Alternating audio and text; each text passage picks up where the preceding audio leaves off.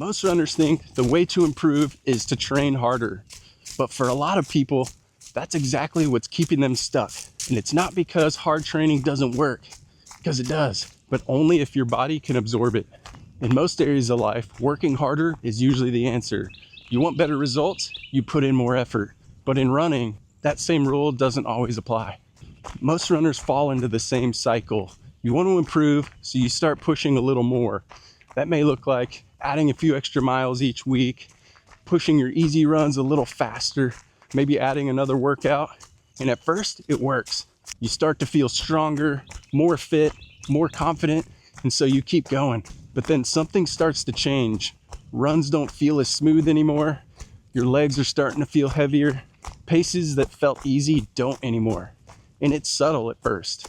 So instead of backing off, you lean in. You start telling yourself things like, I just need to be more consistent and I can push through this.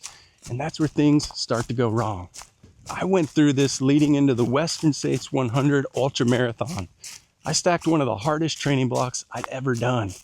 During training, I completed multiple 50Ks. I ran the Western States training camp, which covers 70 miles of the course. I was doing high mileage weeks and I was in the best shape of my life. But right after that race, life piled on. We had a newborn at home. I wasn't getting much sleep, and there was a lot going on with family at the time. And I tried to jump right back into training. On paper, it made sense, but in reality, that's when everything unraveled. Because your body is dealing with all that at the same time, you add training stress and life stress, and it all stacks on top of each other. And if that total training load gets too high, it doesn't matter how good your training plan is. You're not building fitness anymore. You're just accumulating fatigue.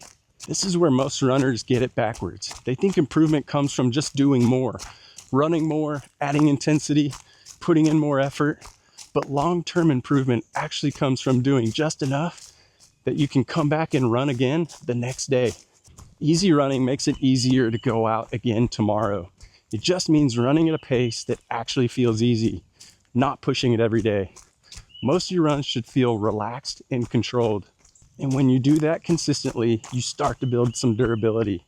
And that durability allows you to stack weeks together without constantly getting setbacks. So for a lot of runners, the breakthrough isn't doing more. It's learning how to recover enough to support the training that you're already doing. That might mean running easier than you think, or taking an extra rest day, or just realizing that life is already demanding a lot. Because if life stress is high, your training probably needs to be adjusted. The goal isn't to prove how hard you can train. The goal is to build something that lasts. Most runners don't need more intensity, they need more sustainability. And if you can get that right, that's where progress actually starts. Each week I share things I've learned about running over the years. So if you want to build on this, check out the next video.